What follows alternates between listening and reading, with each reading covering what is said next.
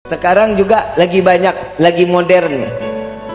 Kalau anak sudah doyan main handphone, gedenya ini anak sudah pasti bakal kurang ajar sama orang tuanya. Kenapa?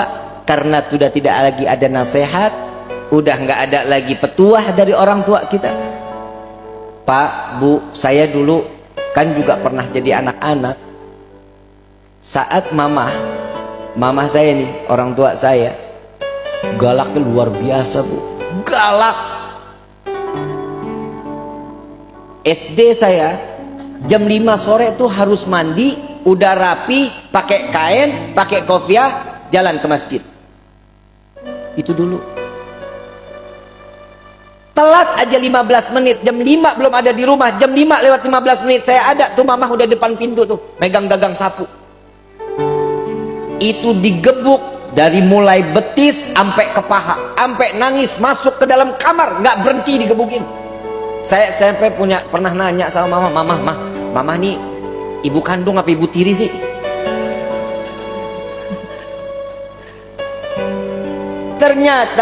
Ternyata itu obat.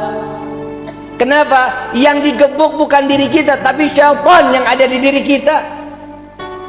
Berasa sekarang ternyata didikan orang tua itu nggak pernah salah.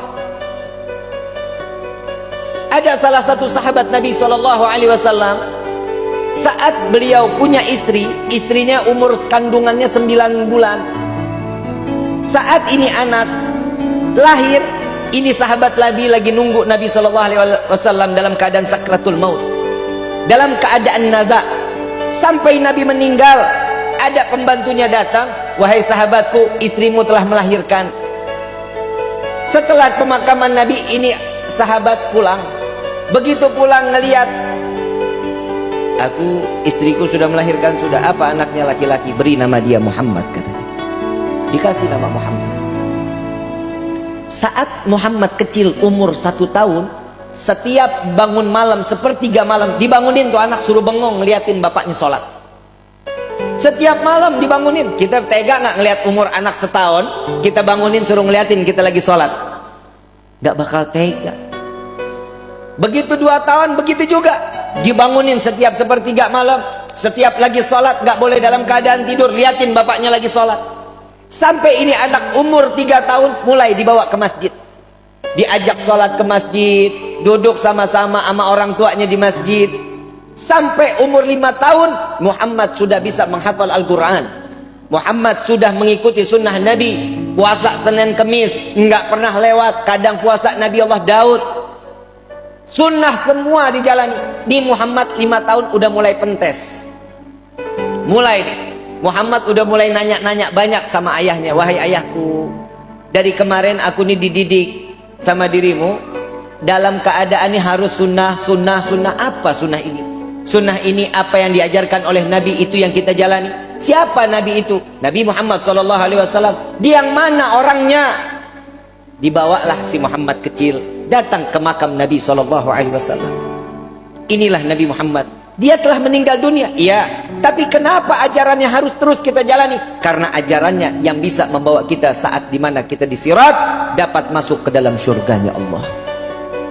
Mulai Muhammad faham, makin cinta. Bagaimana caranya ingin berjumpa dengan Nabi Muhammad? Maka timbulkan rasa cintamu kepada Nabi SAW. Ikutin, baca sholawat terus, dia sunnahnya, wajibnya terus dijalani. Sampai satu saat ayahnya nanya, ya Muhammad, sudah belum mimpi Nabi? Belum. Berarti engkau belum cinta kepada Nabi. Sampai suatu saat dengan mahabbah yang luar biasa, sampai netes air mata Muhammad, itu malam dimimpiin sama Nabi. Dimimpiin Nabi, dia bangun ketemu ayahnya. Ayah, malam ini aku berjumpa dengan Nabi. Engkau baru bermimpi, aku sudah berjumpa dengan Nabi Muhammad SAW. Saat sampai umur 9 tahun, si Muhammad sedang main, tiba-tiba terdengar suara azan. Allahu Akbar, Allahu Akbar, Allahu Akbar, Allahu Akbar. Tapi azannya ini belum waktu salat, belum masuk waktu salat. Si Muhammad ini lari ke gudang, ambil perisai, ambil pedang, lari naik tunggangin kuda punya bapaknya. Ada di barisan yang paling depan si Muhammad. Sayyidina Abdurrahman bin Auf saat itu pemimpin peperangan. Bertanya, ini anak siapa? Oh, itu anakku, itu Muhammad anakku, kata sahabat. Bawa pulang, ini anak masih 9 tahun belum boleh ikut perang. Karena di saat zaman dahulu 12 tahun baru boleh ikut perang, tapi 9 tahun belum boleh. Begitu digendong si Muhammad kecil, ditanya, ayahnya ditanya, ya wahai ayah, bukankah engkau selalu mengajariku untuk menjalankan sunnah Nabi SAW? Iya. Lalu bagaimana dengan peperangan? Bukankah peperangan ini adalah salah satu sunnah Nabi SAW? Gak bisa ngomong bapaknya. Dilepas. Baik, bagaimana? Aku ingin berperang wahai ayah. Jalan. Jalan dia minta di barisan yang paling depan. Paman Abdurrahman, biarkan aku untuk ikut berperang bersama kalian, karena aku ingin menjalankan sunnah Nabi Muhammad SAW. Dengan niat menjalankan sunnah Nabi SAW. Di dalam riwayat, berkecamuklah peperangan tersebut. Muhammad dapat menebas kepala orang-orang musyrik saat itu 70 orang.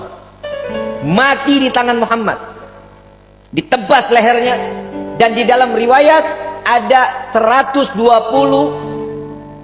musyrik habis dimatikan oleh Muhammad kecil.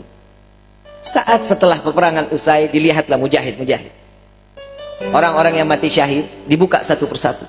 Si bapak ini lagi nungguin Muhammad mana nih, nggak datang-datang.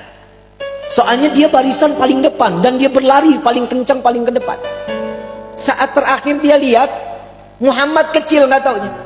Di dalam riwayat tersebut, Muhammad dalam keadaan terdapat anak panah, 180 anak panah melesat ke jasad Muhammad. Kepala sudah tinggal dengan kulitnya, kuping sudah nggak ada, tangan sudah nggak ada. Habis Muhammad mati dalam keadaan yang cukup parah saat itu. Namun ayah dari Muhammad kecil tertawa melihat Muhammad. Sahabat bertanya, wahai sahabatku, apakah kau gila?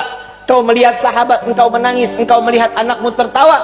Aku melihat sahabatku, mereka adalah penghuni surga. Aku merasakan bagaimana saat aku kelak di yaumil qiyamah, akankah aku berkumpul dengan saudara-saudaraku dan sahabat-sahabatku. Jika aku melihat anak aku tertawa, aku melihat dia sedang bermain dengan baginda Nabi Muhammad SAW.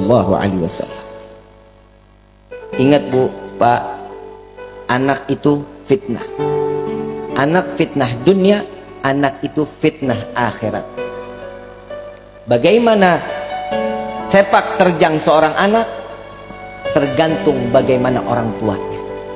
Jika orang tuanya baik, beribadah kepada Allah, ini anak spontan pasti bakal ibadah kepada Allah.